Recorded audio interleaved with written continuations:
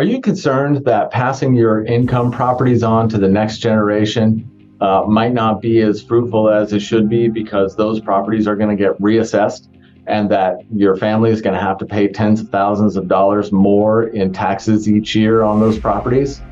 My name is Anthony Barillary, and I help people avoid property tax reassessments that seriously cut into the value of your estate so that the basis you have in those properties can be preserved for generations to come, and they can really be a good source of passive income on the side or active income if they're actively managed without that burdensome tax. I'm going to share my screen with you real quick and show you a little bit of what I'm talking about. If you're watching this video, then you know that Proposition 19 has now made it so that you can only pass your primary residence from parent to child, or from child to parent, or from grandparent to grandchild if the intervening generation is already deceased, and only if it's going to become their primary residence, while still exempting it from a property tax reassessment up to the first $1 million in value. Now, with home prices going in the direction that they're going, more and more people are going to start to see at least some part of the value of their home being reassessed, and the next generation needing to pay higher property taxes on that property. And, eventually at some point, that's going to mean they won't be able to afford to keep that home and have to liquidate that very valuable asset. Can you plan for this? Can you avoid that reassessment? The answer is definitely yes, maybe. And many of you are probably thinking, well, that's some lawyer speak if I've ever heard one. But the fact is, if you start planning early, if you put strategies in place to avoid that reassessment early and you take your time and you work on this, the sooner you start on it, the more successful you'll be.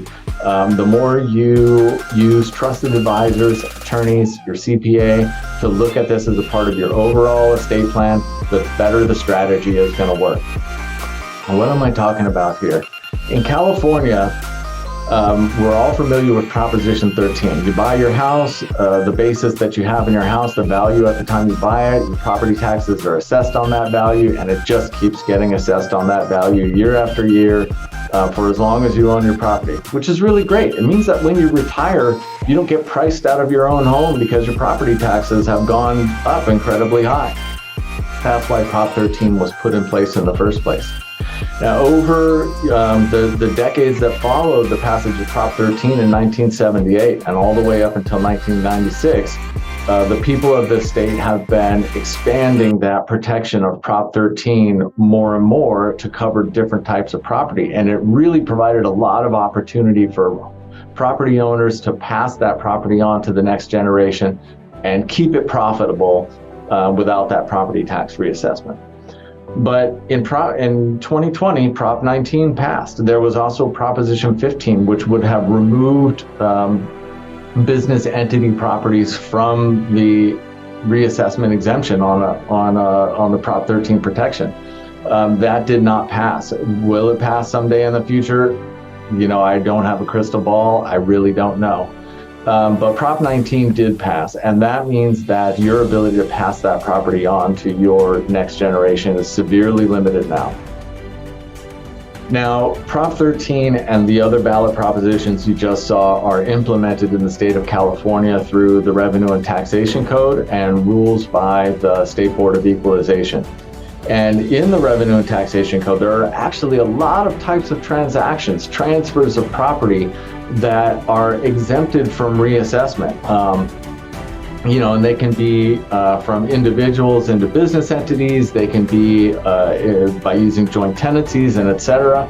But the fact is, most of those strategies will ultimately lead to a reassessment, if you don't employ them properly.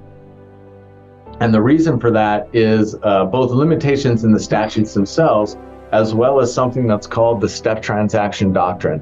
Now, the step transaction doctrine says that if you make a transfer from A to B and B to C and C to D, and each one of those transfers is exempt from reassessment, the fact is that if transferring it from A to D directly would have caused a reassessment, they're just going to reassess your property anyway, because you can't use a series of transactions to avoid paying tax.